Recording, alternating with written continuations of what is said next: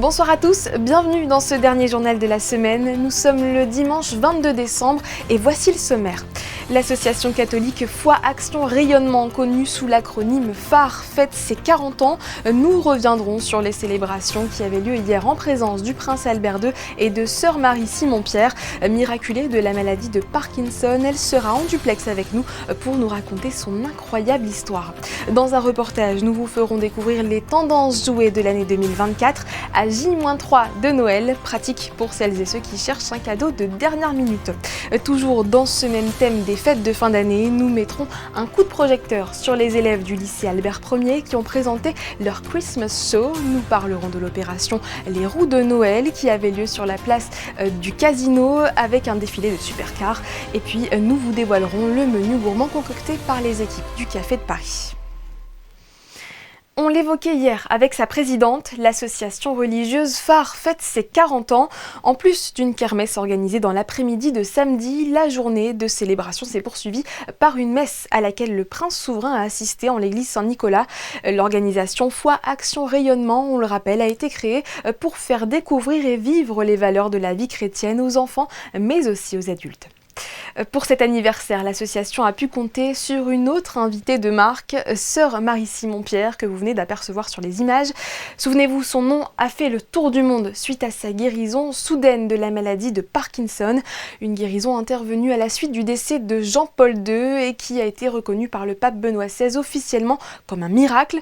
Cet événement a mené à la béatification du pape Jean-Paul II qui est depuis inscrit sur la liste officielle des saints. Bonsoir, sœur Marie-Simon-Pierre.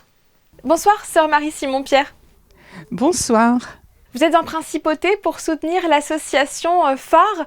Pourquoi cette organisation vous tient-elle à cœur ? Parce que nous les avons rencontrés pour la béatification de Jean-Paul II le 1er mai 2011 à Rome et que nous avons gardé des liens. Ils sont d'ailleurs passés nous voir il n'y a pas très longtemps à Aix-en-Provence où nous avons rencontré les jeunes du phare.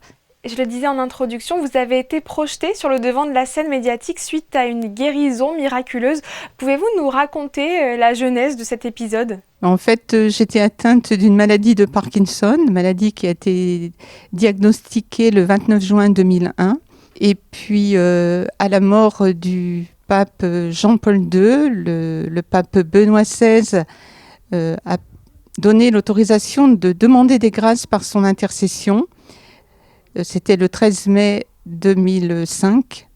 Et à partir de ce moment-là, les petites sœurs de toutes les communautés, nous avons des communautés en France et au Sénégal, ont prié par l'intercession de Jean-Paul II pour demander ma guérison de la maladie de Parkinson. Et j'ai été guérie 2 mois, jour pour jour, après la mort de Jean-Paul II. J'ai été guérie dans la nuit du 2 au 3 juin 2005. Par le seul fait de la prière de toutes mes petites sœurs. Comment vous vous êtes rendu compte que vous étiez guérie ? Parce que vous étiez malade depuis des années, à un stade avancé, oui, je crois. Oui, tout à fait. J'étais malade, je ne pouvais plus... J'avais des difficultés à me bouger, à me mouvoir. Je ne pouvais plus écrire, je ne pouvais plus conduire. Il y avait surtout la douleur qui était importante.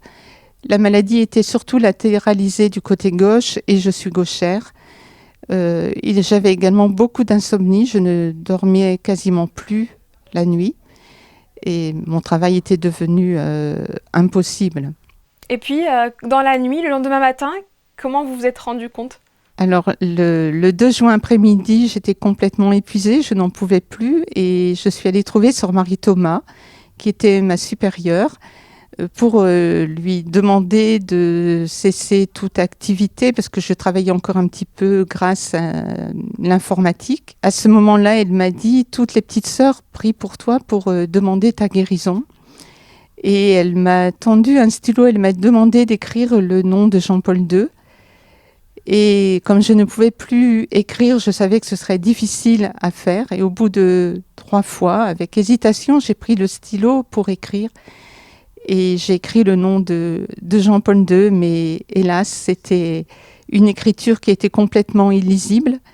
Et devant cette écriture si abîmée, on est resté un long moment en silence et en prière devant cette écriture abîmée. Comme j'étais très lente pour me déplacer, je suis rentrée dans ma chambre pour me coucher, il était entre 21h30 et 21h45.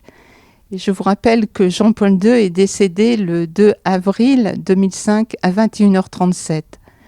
Donc je rentre entre 21h30 et 21h45 et là j'ai envie d'écrire. Alors que dans l'après-midi, je refusais d'écrire. Et donc, avec peine, je cherche un stylo puisque je n'écrivais plus. Et je prends un petit signet, une petite image où j'écris une parole de Dieu.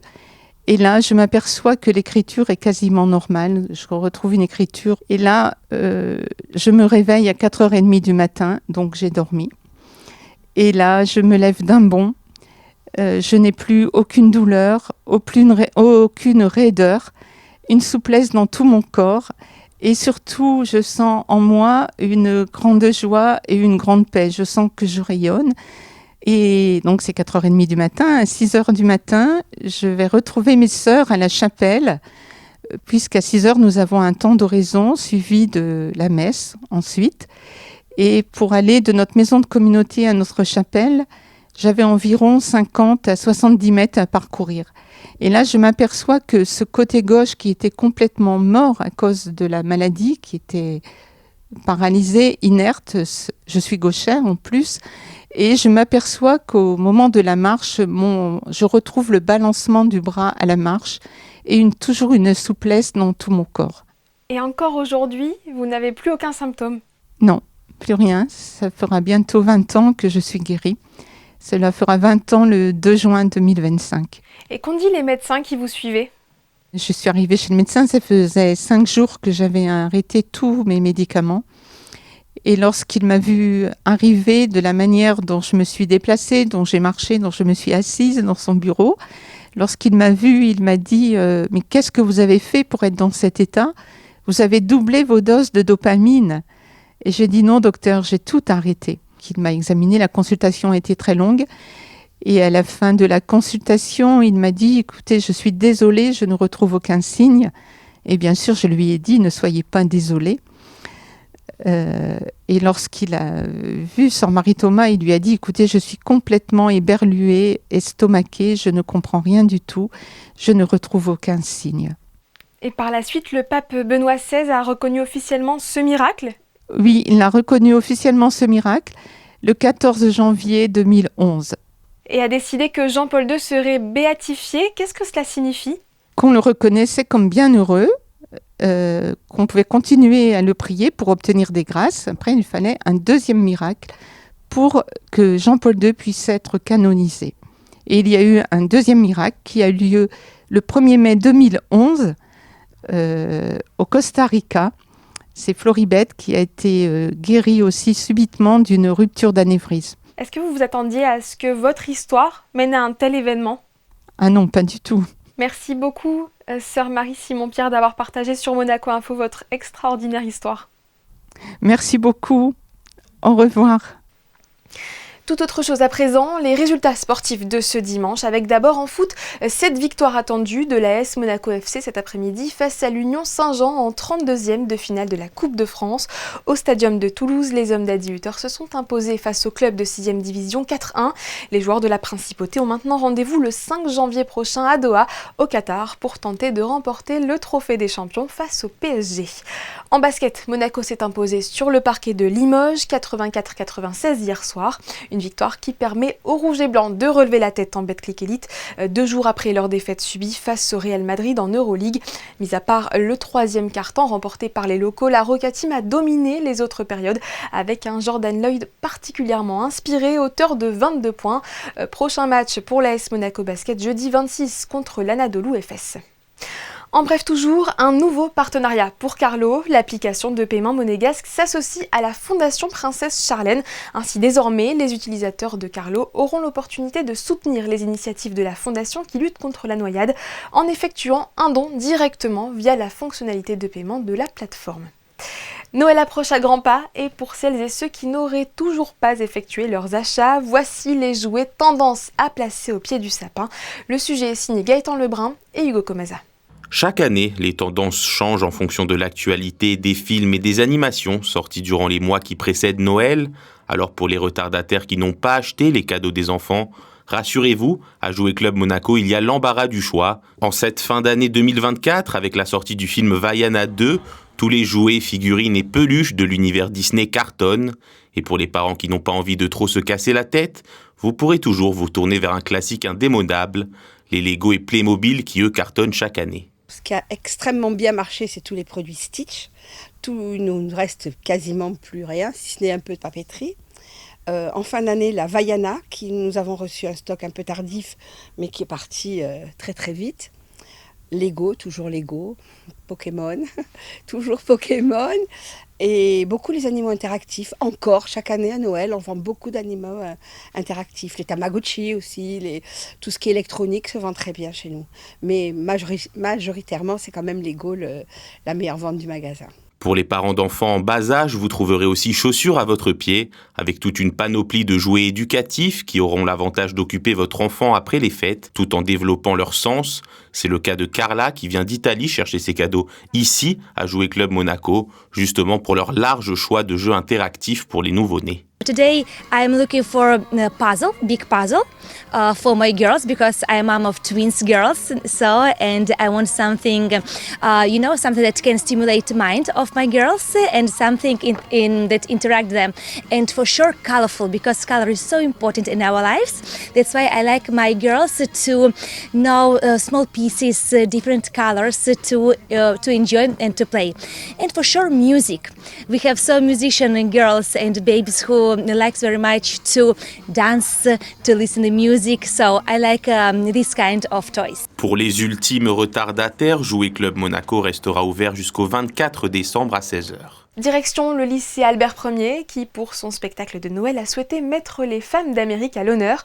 Après le succès de la première édition, la section internationale a présenté jeudi dernier son deuxième Christmas Show. L'objectif, mettre en valeur l'établissement et renforcer les liens entre les élèves. Émilie Flamin et Marie-Ève Béé ont participé aux répétitions. No, no, no, no, no, no, no. Durant toute une soirée, 72 lycéens ont joué la comédie dans le spectacle Once Upon a Time in America.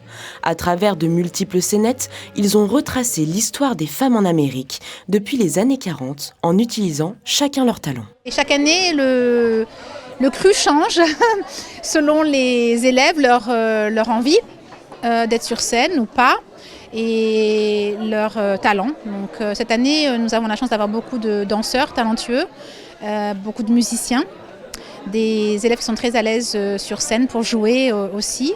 Et nous avons pu écrire le spectacle pour la partie qui concerne les élèves de seconde entièrement, en fait, en reprenant des grands classiques du cinéma américain et de la musique américaine. This year, our show is named Once Upon a Time in America. Un moment récréatif, mais aussi à valeur éducative. On a repris en fait des textes qui existent et des textes qui sont dans notre cursus d'anglais. Donc un tramway nommé Désir et le Servante écarlate. C'est très pédagogique parce qu'on a étudié ces textes quand même, on les connaît bien, notamment au niveau thématique, stylistique, etc. Mais c'est aussi très très sympa de pouvoir le jouer vraiment en direct, notamment pour les pièces de théâtre. J'imagine que mes camarades qui font Tramway nommé Désir, ils s'amusent beaucoup parce qu'ils vont vraiment vivre le texte qu'ils ont déjà étudié, donc c'est effectivement très ludique aussi. I got an acquaintance that works in this sort of merchandise. I love in here to make an appraisal of all this. I'm willing to bet you there's thousands of dollars invested in this stuff here. Un spectacle qui est aussi très important pour la cohésion des élèves. Je trouve que c'est vraiment cool de pouvoir faire ça en groupe. Vraiment, on fait toute la section BFI du lycée. Et je trouve que ça nous rend encore plus une communauté. Vraiment, ça nous unit. Et surtout là, on fait les secondes, premières et terminales. Du coup, on est vraiment tous ensemble. Et on travaille ensemble et c'est vraiment cool. Un beau moment pour annoncer le début des vacances et les fêtes de fin d'année. Nous vous parlions dans notre journal de samedi du défilé de Fiat 500 Vintage. Et bien dans le même esprit avait lieu hier soir un défilé de supercars lancé l'année dernière par l'influenceur Armand Mazloumian aux 260 000 abonnés sur TikTok. L'opération Roue de Noël a vu une dizaine de voitures décorées se pavaner sur la place du Casino et ce pour la bonne cause. Récit de Gaëtan Lebrun et Hugo Comasa. Les plus belles voitures de sport de la Principauté étaient de sortie hier. À l'initiative de l'influenceur Armand Mazloumian, Une dizaine de bienfaiteurs ont défilé dans les rues de Monaco avec leurs voitures floquées Fondation Princesse Grace. L'objectif de la démarche, récolter des fonds et offrir de la visibilité à la fondation qui œuvre chaque année pour les enfants malades. C'est Armand qui nous l'a proposé l'année dernière. Cette année, ça a pris beaucoup d'ampleur. Et bon, c'est un plaisir, ça met en lumière la Fondation Princesse Grace. C'est vrai qu'on est une petite fondation, assez discrète, on travaille quotidiennement, mais discrètement. Et ça nous met en lumière et puis on a quelques donations à cette occasion. On s'est dit que ça pouvait être sympa de mettre à profit un petit peu nos relations, notre visibilité au profit de la bonne cause pour cette fin d'année. Et du coup on a réuni quelques propriétaires de belles voitures parce qu'on a eu beaucoup de demandes donc ça n'avait pas été évident de pouvoir prendre tout le monde. Et là on va faire une parade entre l'hôtel de Paris et le mythique casino de Monaco où on va distribuer des chocolats aux passants. En collaboration avec la chocolaterie de Monaco et la joaillerie Bogossian, cette deuxième édition des roues de Noël a ramené une fois encore de nombreux donateurs à la Fondation Princesse Grace et a permis à tout un chacun d'amener sa pierre à l'édifice en contribuant à améliorer le quotidien des enfants hospitalisés. Restons sur la place du Casino où le Café de Paris se prépare pour les fêtes. Christine Petit-Homel et Hugo Comaza nous dévoilent le menu préparé par les équipes de ce célèbre établissement de la SBM et en prime l'entremets de l'année. Une bûche chalet imaginée par le chef de l'établissement et qui a gagné les faveurs du jury il y a quelques mois face à toutes les propositions des autres chefs du groupe. Attention, ce reportage risque de vous ouvrir l'appétit. La magie de Noël règne au Café de Paris. L'établissement phare de la SBM se pare de 1001 couleurs et s'apprête à éveiller les papilles.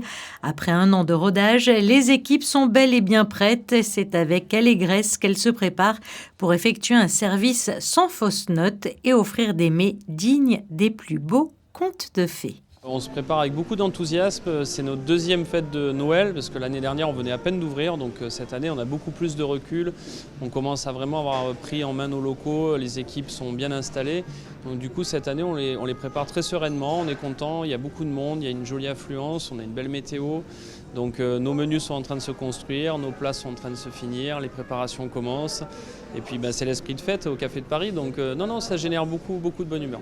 Pour l'occasion, des menus festifs seront donc proposés à la clientèle. Figurera la fameuse bûche de Noël, dessert gagnant du dernier concours d'entremets festifs de la SBM qui s'était tenu au mois d'octobre dernier au Monte Carlo One. En dessert donc, le petit chalet du jeune pâtissier Maxime Rerwidge. Il y a un concours chaque année qui est organisé au sein de la SBM. Où tous les pâtissiers du groupe, chefs pâtissiers et leurs équipes participent pour élaborer un entremets sur le thème festif, donc sur la bûche de Noël. Et cette année, c'est le Café de Paris qui a gagné, avec un de nos jeunes de l'équipe qui a gagné le concours. Donc du coup, cet entremets sera proposé à nos clients pour le menu du 24 au soir, à la dégustation. Ce qui séduit, c'est la saisonnalité des produits utilisés dedans. Il y avait des contraintes sur le concours, il fallait s'en tenir à des produits éco-responsables, avoir une certaine... se limiter dans les allergènes, les choses comme ça, donc ça a été très bien pensé et ça a fonctionné. C'est aussi très responsable en termes de réutilisation de produits, de techniques. Et puis il y a de la gourmandise, il y a un joli visuel avec un petit jeu de présentation qui se rapporte avec nos décorations magnifiques qu'on a sur la place du Casino, donc c'est un peu tout ça qui séduit. Vous l'aurez donc compris, une bûche de fin d'année gourmande avec des ingrédients de saison, locaux, sans allergènes et qui plus est éco-responsables. Des plats qui mettront en lumière les talents culinaires des équipes de la Société des Bains de Mer et notamment ceux de la nouvelle génération. Le dimanche, nous vous proposons régulièrement de revoir un entretien de la semaine. Parmi nos invités, nous avons reçu le consultant média Nicolas Bermond, natif de Monaco et fort de son expérience au sein de la NBA. Il s'occupe depuis la rentrée de la diffusion des matchs de Betclic Elite et d'Euroleague sur la plateforme de streaming DAZN. L'interview est menée par Émilie Rousseau.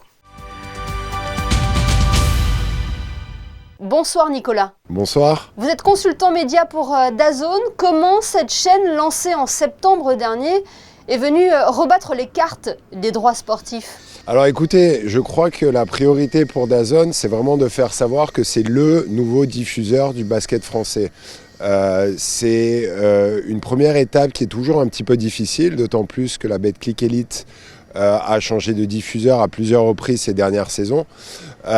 Donc c'est primordial pour DAZN vraiment de montrer que c'est la destination du championnat de France pour ces prochaines années. Ensuite, je pense qu'il y a un petit peu toute une phase d'apprentissage et de montrer à quel point la Betclic Elite est un championnat très attractif. Ça devient un des championnats les plus intéressants à suivre. Donc ça passe par plusieurs choses à la fois. C'est utiliser tous les moyens de communication qui sont possibles, notamment les réseaux sociaux. Il y a aussi un intérêt de la part de DAZN également à mettre en avant le produit Betclic Elite disponible à tous. Donc comme vous savez, DAZN est tout de même une plateforme payante, mais il y a quand même un intérêt à garder une certaine case de gratuité. Donc vous pouvez suivre tous les matchs de Betclic Elite tous les dimanches soirs à 19h en gratuit sur DAZN. Et après, il faut savoir activer autour des événements phares de la saison qui sont le All-Star Game, les playoffs, les finales.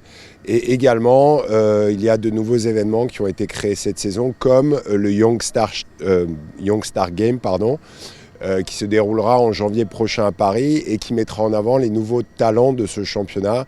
Et bien évidemment, DAZN sera le diffuseur officiel de cet événement. On l'entend, c'est très stratégique de développer la visibilité du basket sur un territoire comme la France. Alors écoutez, oui, je pense que c'est un secret pour personne pour dire que la France est devenue un véritable vivier et vraiment un booster une puissance du basket mondial. Quand on voit les résultats des équipes nationales, que ce soit les équipes masculines ou féminines, quand on voit l'attrait de la NBA pour les jeunes talents, quand on voit les performances en Europe avec Monaco et Paris qui sont depuis hier soir co-leaders de l'Euroleague, c'est quelque chose d'assez exceptionnel. Donc voilà, je pense qu'il y a vraiment un momentum qui se passe actuellement en France sur lequel il faut savoir capitaliser. Le basket est le deuxième sport le plus pratiqué en France après le football, avec 800 000 pratiquants. Donc c'est important, au-delà de la pratique également, de continuer l'aventure. Et ça se passe, je pense, également à travers les médias et la visibilité qu'on va donner au sport. Je pense qu'il y a toujours ce décalage qui existe entre l'engouement qu'il y a par rapport au sport et la visibilité que peuvent en donner les grands médias. Donc, vous savez, moi je crois beaucoup au storytelling. C'est quelque chose qu'on a fait énormément via la NBA ces dernières années, que la NBA a très bien compris. On a vu l'engouement qui a accru de la Formule 1 grâce au documentaire Netflix. Donc voilà, je pense qu'il faut se poser la question de savoir quelle histoire on veut raconter à travers ces joueurs et ces clubs. Et puis, il faut que les grands médias puissent jouer le jeu pour mettre en avant ces histoires et en parler le plus haut et le plus fort possible et en être surtout très fiers.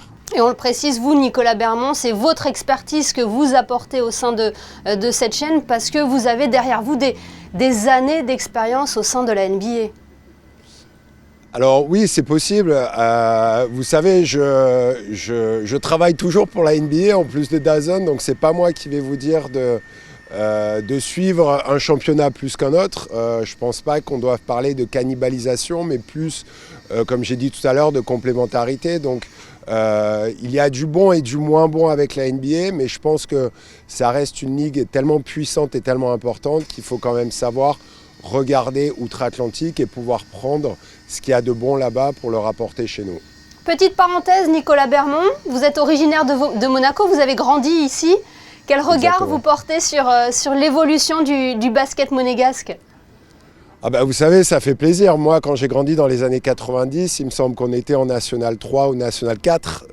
Je me souviens qu'on allait shooter à la mi-temps sur le terrain avec tous les autres jeunes. Donc, encore hier soir, quand j'étais au match, voir une salle remplie, voir l'engouement, en plus du football qui a toujours eu historiquement des bons résultats, mais maintenant voir le basket au même niveau, je pense que c'est quelque chose d'assez exceptionnel. Et moi, en tant que fan, je me réjouis de voir ces bons résultats de la Roca Team, qui est, comme on l'a dit tout à l'heure, ce matin, premier d'Euroleague après 16 matchs. Donc c'est vraiment quelque chose d'exceptionnel. Eh bien, merci beaucoup Nicolas Bermond d'être venu partager votre expérience sur notre antenne. Merci. Merci à vous. Le soleil va-t-il nous accompagner en ce début de semaine? Réponse tout de suite avec Gaëtan Lebrun, bonsoir. Bonsoir Sarah, bonsoir à tous. Oui, nous allons finir l'année 2024 sous le soleil. Aucun nuage n'est à prévoir pour les 10 prochains jours. L'occasion idéale de passer de belles fêtes en famille. Demain, les températures seront de 4 degrés le matin et 12 l'après-midi. Et demain, lundi 23 décembre, nous fêterons la Saint-Armand. Merci Gaëtan, ce journal touche à sa fin, merci pour votre fidélité. Ne manquez pas demain la sortie d'un nouveau podcast Monaco Info. Geneviève Berthy reçoit Samuel Vuelta-Simon. Il reviendra sur ses nouvelles missions au poste de secrétaire d'État à la justice qu'il occupe depuis septembre dernier. De mon côté, j'aurai le plaisir de vous retrouver le week-end prochain. D'ici là, passez une excellente semaine et bien sûr, un bon réveillon.